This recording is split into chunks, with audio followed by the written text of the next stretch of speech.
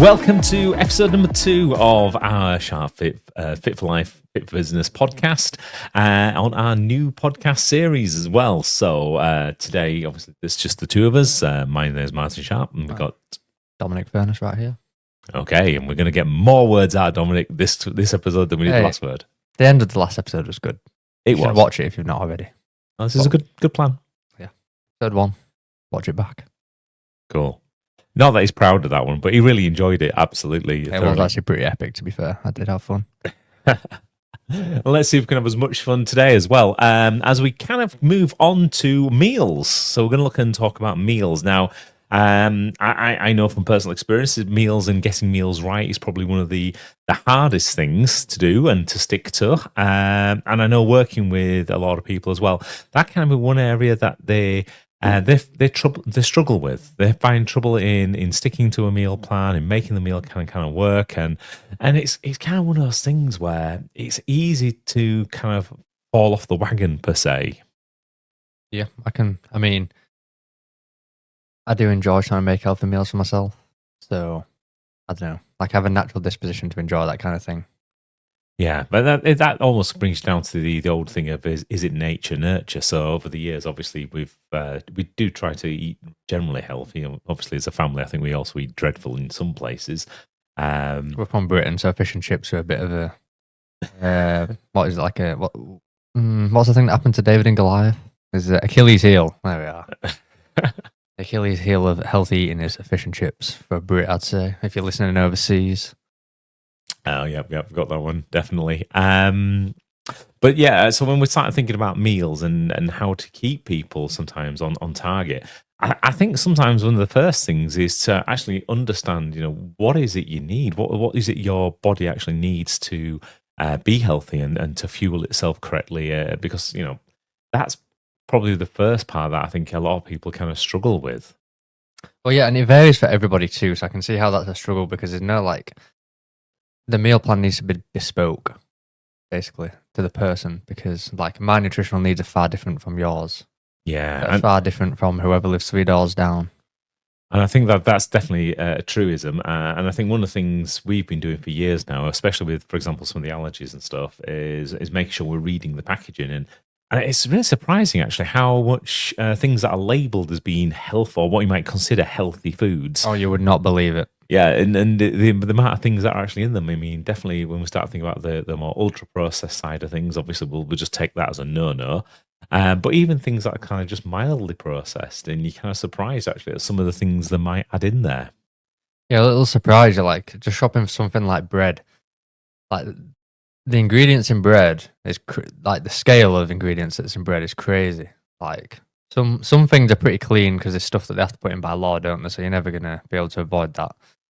But then other brand, normal brown bread has E numbers in it. And I just think that's crazy.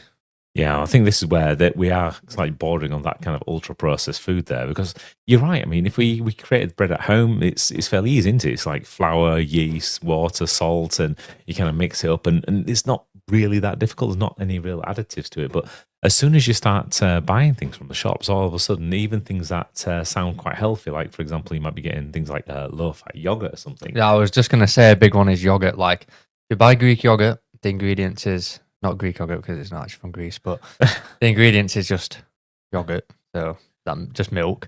But then if you buy a blueberry yogurt, then the ingredients starts to go a bit crazy. Just have a look next time. It is quite mad. It is, and obviously with all this kind of unknown factors effectively being brought into people's meals, it really does kind of bring you back to basics in some respects. Yeah, and another thing too with things been branded as healthy. Often something, because they can, right? They'll brand themselves as a protein yogurt or something, but it's realistically just it's just a normal yogurt, but it's just it's high in protein because it is. I mean, I don't think yogurt is the best example, but please, Dad, think of an example of that. You think of an example because you know more than me. Okay, so just remember you have to point your mouth at the mic to speak. Okay, right. Otherwise, no one hears you. Okay, so a little quiz, a question. Give me a food that is naturally high in protein. Yeah, well, I mean, yogurt's actually not a bad example because there is an amount of protein that comes inside milk. It does have a content in there. It's probably not one of the highest amounts of protein of any kind of meal. So, for example, if you think things like eggs have a lot of protein just naturally, so they're naturally high in protein. But yeah, when you start to see things and you think, oh, they're kind of clutching at straws, and especially when you start to look at the label and all of a sudden it's like 5 grams for every 100 grams is protein. And it's like, okay, well, yeah, technically. There's just a lot of marketing involved, like a lot. So don't just see high protein and take it. Like a company could just literally sell you a chicken breast and put like extra high protein, Yeah. but it won't be extra high protein. It'll just be the normal amount of protein.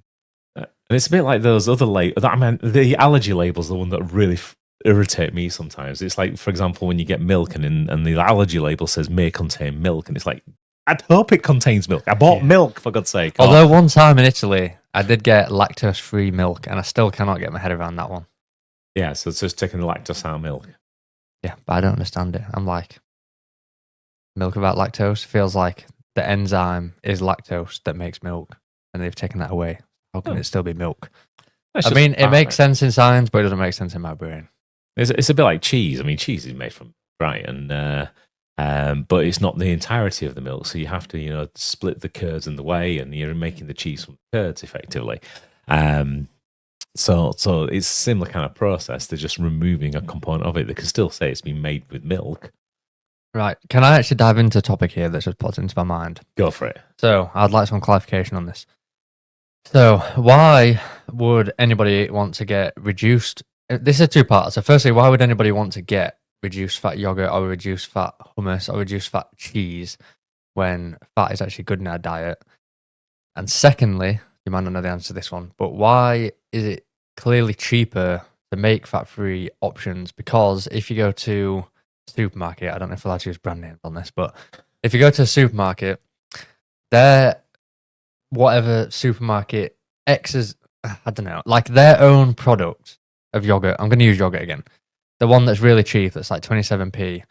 They only do that in the fat reduced. You can't buy the cheap versions of non-fat reduced, and this is the same for hummus and for cheese. Anything on that scale, like their own versions, that are the super cheap ones that are not bad on the ingredients, though. It's still just like not organic, but just raw ingredient. But the cheap one, they're never doing full fat. Why is this? So there's probably two really interesting questions there. So let's split them down. Let's go with the first one, which was all around why would you have reduced fat versus full fat in a meal? Now it all comes back to what does your body need, and what are your goals? Why do I kind of think about those two things? Well, the first thing is everybody's body's different, right? So just like you indicated earlier, your calorific amounts are going to be different to my calorific amounts. We both have a different lifestyle. We both at different age, different sizes. There's a whole variety of reasons that kind of bring this in. So it's about understanding actually what does your body need, and that's kind of your start, your baseline, and then from there, it's then thinking about what it is that you're looking to do. So if you're just looking to generally keep healthy and generally, maintain your weight as a certain amount, then that's going to take a calorific value of some kind.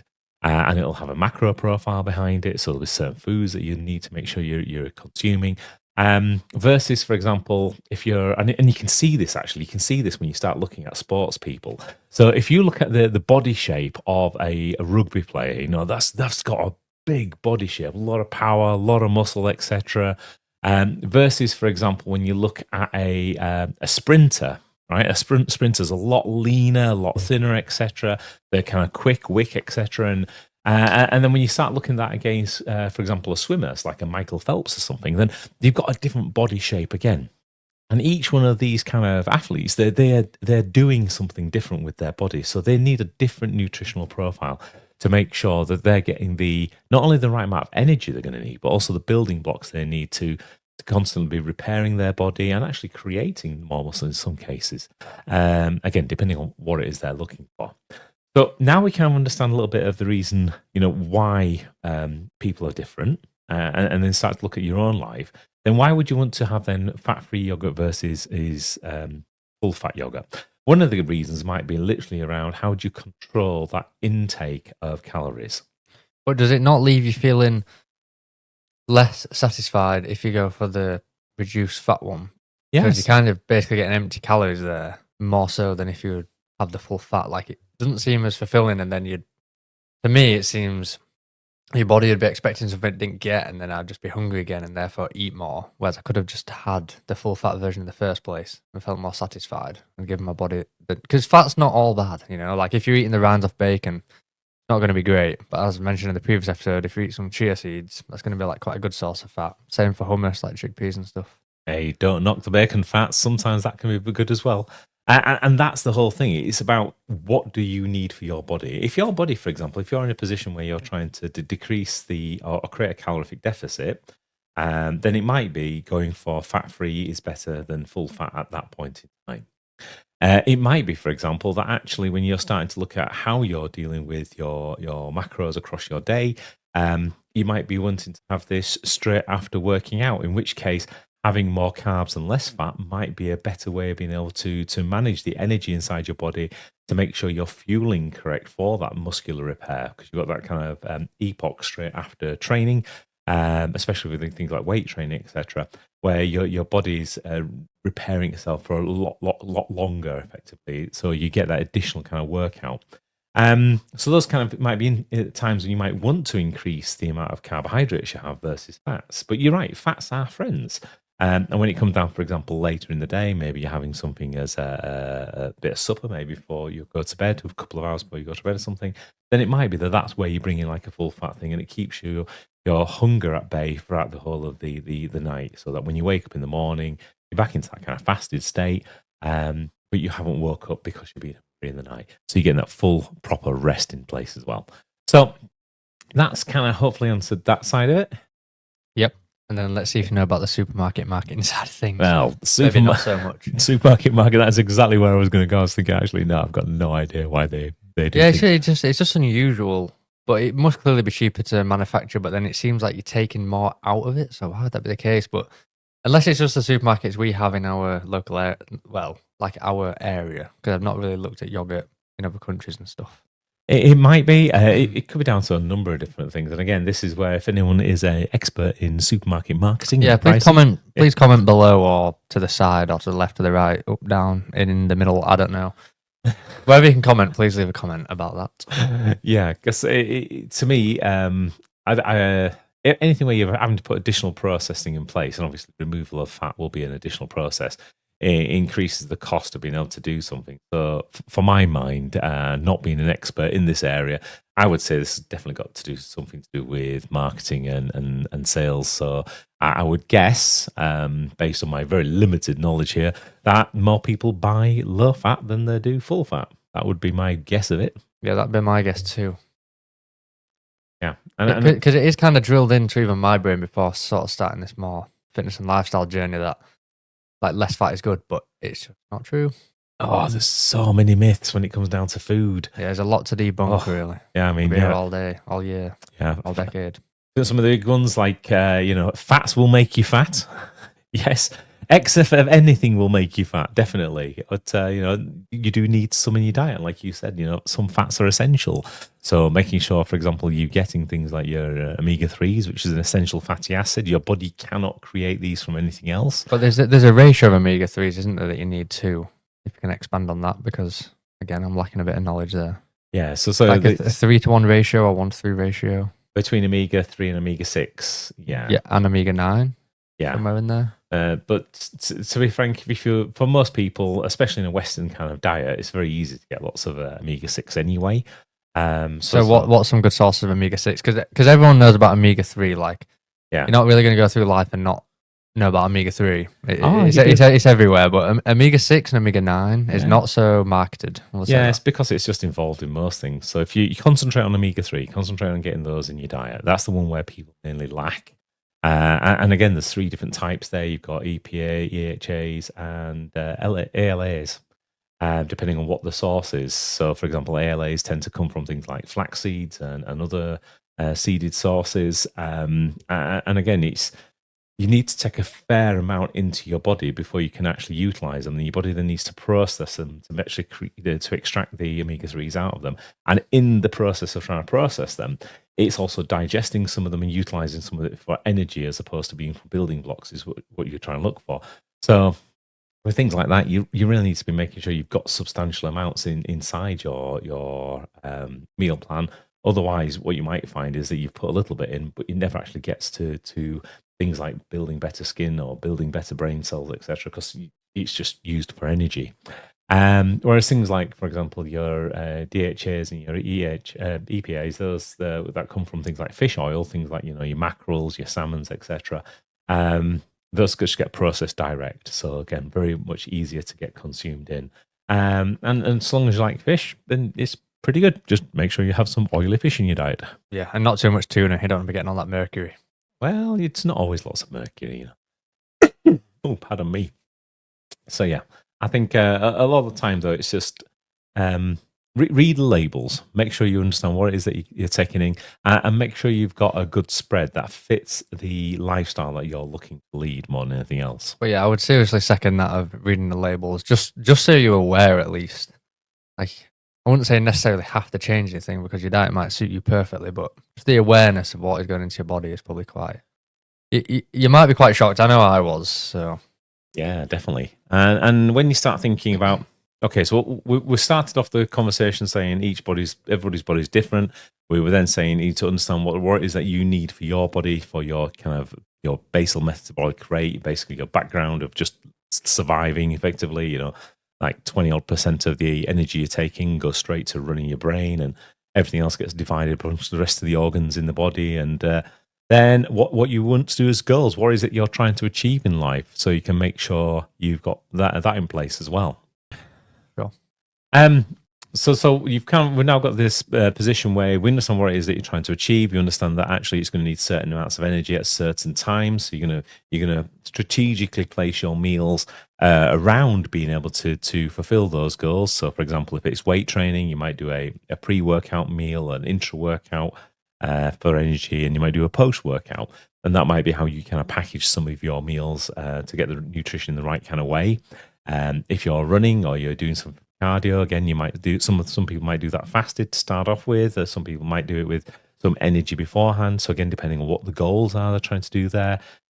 If you've got things like marathons, which is obviously quite a topical thing at the moment in here, then there's the fueling during the marathons as well, because obviously you will run out of energy if you're not fueling yourself in the right kind of way. So thinking about things like hiking, cycling, anything else like that, you've got the same things. But actually, when it comes back down to just every day, you're working, you want to have that constant supply of energy. You still want to be managing some of those kind of peaks and spikes and troughs, etc., that happen on a quite regular basis. Otherwise, you can be in a position where you end up going through the day and you have that kind of lull in the mid-afternoon, a bit like a post-Sunday lunch type of feeling. You need to have a snooze because you just had too much in. Or yeah, feels a bit like a snake eating an antelope or something sometimes. Yeah. So definitely need to make sure for your working day, you've still got that same supply of energy, which can mean actually being more strategic in what you're selecting to eat. But it can be hard because I know, like you, when you're at events all week and you're eating event food, like it can be tricky to like keep that balance.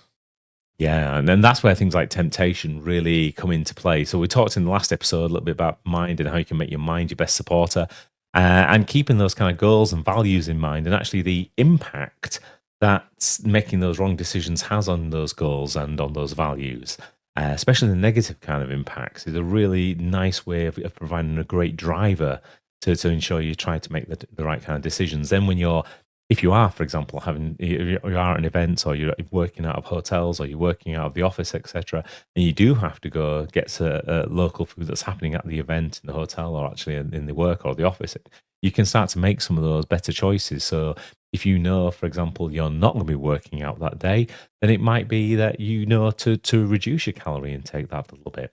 It might be that you make choices like we were talking about, having more fats than carbs earlier. It might be that becomes part of the choice that you make. Also a good insight. Yeah, and I think this is where not demonizing anything really helps as well, because it's so easy to demonize that carbs are the enemy. I mean, that's been such a recent thing that you almost hear every single day. Or fats make you fat. That's the other kind of thing as well. So again, easy to be able to demonize that one thing. And there is things that you can do with carbs to make it a bit better for you as well. For example, like having brown rice, so your body has to work that bit harder to digest the sheath. And the same with pasta, because we recently did a topic on a blog about the rice debate of like what rice is better. So there is like many ways that you can like play with carbs to make it better for you. And like, is sweet potato, is that a form of carbohydrate? Yeah, definitely. Like it's probably going to be better for you to consume a sweet potato than a normal potato in terms of like. Ooh. Are you going to disagree with me there? Definitely. We're now starting to demonize food. We definitely stay away from that kind of area. Because again, we get to that position where when someone says this is better than that, it's what's the context behind it. Okay, I am wrong. No, not necessarily. Because again, it all depends on what it is that how's your body. I understand what you're saying though, but I'm not demonizing things because you'll eliminate balance. Yeah, exactly. And sometimes it creates even more stress because there's two other kind of psychological things that kind of happen is. And you see this happen a lot with things like cake. I mean, cake is a really good. I mean, I was having a conversation. I was in another podcast and we were talking exactly about this part of the subject. And I was saying, you've got to eat cake, etc. I wasn't actually saying eat cake, but actually because of the conversation, that's how your brain processes it. And that's because your brain cannot process negatives. So if you're holding in your brain, do not eat potatoes, do not eat potatoes, do not eat potatoes, what your brain's actually processing, because it can't process the don't, it has to process the eat potatoes. And then you start having the cravings for potatoes, or in this the case with the conversation about cake, it was, start thinking about having the cake. Which means that you then start having the cravings for it. It becomes, you just then default to it in that moment of stress. And that's where the deviations can then come in, because it's in those moments of stress where you're not quite alert to everything that you're doing because there's so many other things going on that you kind of just grab at something. Whereas actually, if you take away that whole demonization of it and say, no, anything's on the table, I can eat whatever I like, then you don't have to remember to not eat cake. It's just a case of you make the choice as to when you're going to eat cake, and you calculate it in as part of your meal plan. So for example, you're going to eat on this day, it's going to be this amount, it's going to affect your calorific intake by this, it's going to provide these kind of macro breakdowns. And if you kind of then fit it around, actually, where's the best time to have it in your workout schedule? Yeah, because you also don't want to lose like the social connections through not eating and drinking certain things, I suppose. I mean, not drinking is probably, well, like having a coffee, like going for like a coffee with someone is a nice thing. Like, and if you're trying to reduce your caffeine intake or something, like maybe have a decaf or go for that skinny milk after our conversation before. You just don't want to like diet to the point that you can't have social interactions. Yeah, exactly. And because that joy from your brain from that moment will bring you more health benefits than not going and being stressed out that you've missed out and having FOMO because you didn't want to have that piece of cake. Yeah, and it's making those right choices about being able to interact and being in those kind of social settings. And it can be hard. I mean, don't get me wrong. When for example, if you're out at networking events or you're at business events or you're at a trade show, etc., and people are like giving away like free wines, free beers, etc., or you're going for coffees and things, it's very easy to just go with the flow because everybody else around you is doing it, and it kind of builds that rapport and you're part of the crowd, etc. And especially, for example, if you're working in a situation where you are expected to build rapport, you're expected to kind of create that kind of leadership environment and things and help people get through something, then actually it can be really, really hard to say no. But having an alternative and almost like going into those settings with that alternative in your mind makes it easy. So, for example, if you're going to a networking event and you don't really want to be drinking beer at the event or wine or whatever it is that they're giving away, then make a choice. Then say, okay, no, I'm going to stick with tea and coffee. I might just go for a soda water on lime. Lime is kind of one of my go-tos. And you don't have to like announce this to the whole world. Like you can just, no one's going to notice. No, if that's something like you're worried about, like not joining in, like exactly, no one's going to care. And if somebody does notice, they'll probably just have the conversation. It just creates another reason to have a good conversation. You can bring something in that's personal to you. And in fact, sharing something that's personal to you is actually an even better way of building rapport because it's showing trust as opposed to just going with, follow the crowd because, that's what everybody else is doing. That's kind of herd mentality and not necessarily the best qualities for a leader. And even in other situations, you mentioned about the coffee, for example, and taking the decaf coffee or something. And it's when I'm working with a chap called Stan. Stan's an amazing guy, but he kind of made a lot of lifestyle choices. One of the things was to take some of the sugar out of coffees and taking the caffeine out of it because it was affecting his sleep. And sleep is an incredibly important piece. We'll talk more about that when we talk about moderation in the episode there. So he literally now asks for a no coffee effectively. So he has let me get this right. It's a caffeine free skinny latte with a sugar free caramel shot. And he means he can have that coffee, he can enjoy it with the people that are surrounding him, etc. But it's not going to impact his sleep. It doesn't impact what he's doing from his meal side of things. So he can get that interaction and he's part of it without necessarily having the negative effects of that. Yeah, and then for some people though, I mean, the caramel syrup is probably never a wise idea. But for some people, they do operate like better on coffee and it doesn't affect them in that detrimental way and doesn't affect the sleep in the same way. Some people are more hypersensitive than others. So it might not necessarily be the right decision for you, but what's it called? Stan? Yeah. Good decision for Stan. Exactly. And I think this is where just making sure we don't demonize things so that we're kind of not taking away choices from people because, life is full of amazing choices, amazing variety and things. But so actually learning, how to fit these things into your life so that they work with you and for you and not against you is really kind of important. And that caramel is bad, but the hit of dopamine that'll give you will be good. Yeah. And it's like, for example... If you don't do it too often. Yeah, it's a bit like ice cream, for example. And I know you're partial to affogato, talk about mixing coffee and ice cream. Affogato. But if we just demonize the fact that it is a dessert, we demonize the fact it's got sugars in, etc., then it's very easy to say just never ever have affogato. But the reality is, it's enjoyable. I'm sure there is actually plenty of people who have it every day and are absolutely fine. Yeah. But for me, I don't think I'd be doing that. No. And again, because that doesn't fit with your lifestyle, doesn't fit with your goals, it doesn't fit with your body type, and it doesn't fit with what you want to do. And that's the kind of key thing, is to bring things back to, how can you make food support you? How can you actually now start to use this as a way to give you that energy when you need it, to give you the boost that you need when you need it? That was a very quiet yes. Yes. That was a very quiet yes. So that kind of gives us some thoughts for meals. So again, not taking anything off the table, I think is one of the key things we've said there. Obviously working back with what your body needs and really thinking about, what goals it is that you're trying to achieve. And then start to experiment with it, find the things that actually do work for you. It's a well-known study that says actually we eat roughly about the same 20 types of meals on a very regular basis. And I'd probably break that study and have about 3.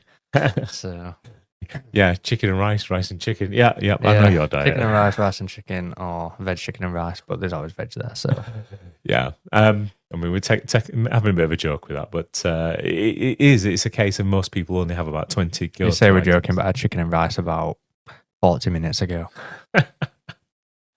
So finding those kind of meals that actually work for you, finding the things that make your life easier, and actually find that make it fulfilling and that you enjoy doing, and that actually provide that level of energy and repair and support that you need. It's just magic. It isn't. There is nothing better to say than it is kind of the magic formula of making things work.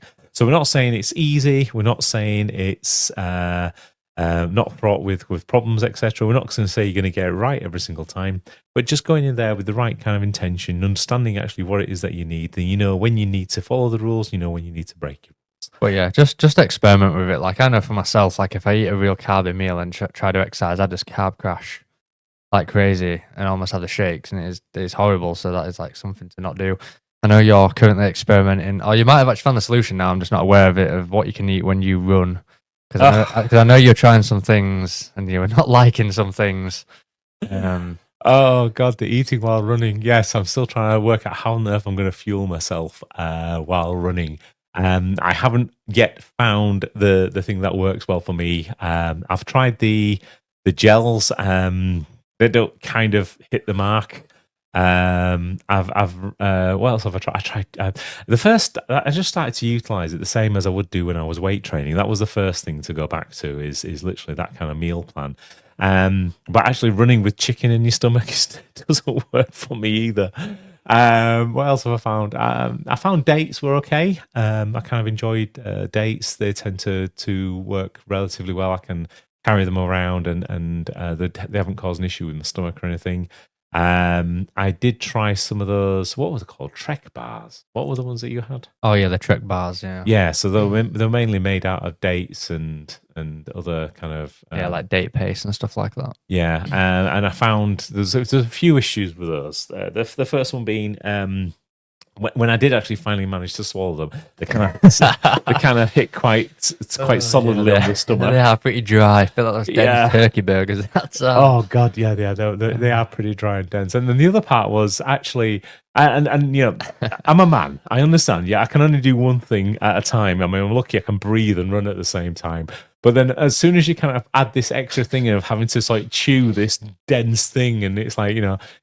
Yeah, so the bars themselves were segmented into like 3 pieces. So I thought I'll just take one segment, pop that in the mouth, and I couldn't breathe and chew at the same time, which was an awful experience trying to run with that. And so then I thought, okay, well, let's just do half a bar next time, which is kind of better.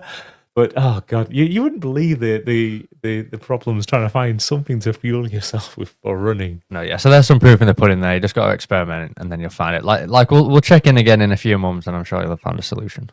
Yeah, I mean, this is going to be an ongoing experiment until, you know, when we actually put it in for real in April. So April the 27th, London Marathon, my first ever marathon in my entire life. Yep, that'll be exciting to witness. And then another the weekend after. Over the weekend after that. So if you do want to donate to that cause, actually, or read more about it, we do have a page on our website dedicated to that, martinsharp.com. You'll find it on there in the banner. Fantastic. So in the meantime, have an absolutely super amazing time. Hopefully we're going to join us for the next one. As Don will say, like, subscribe, comment, feedback. Hit the like button. Yep, and that'll be help supporting this. Also, recommend this to other people you think might be able to benefit from knowing a little bit more about how to improve their performance in both their life and in work, so that they're working at the best they ever possibly can. Because you never know, it might be one of those kind of changes you make that actually either get that increase in your career path that you're looking for. It might be that change that you need just to be able to get your business actually blossoming in ways you never imagined. Or it might actually be the thing that sparks you to, or sparks your friend even, to take on that next major personal challenge that really kind of lifts them out and they realize they are made for more. Yeah, and if anyone has the answers to that yogurt question, please answer it below. Right. We'll see you later. Yeah. Peace out, guys. Bye-bye.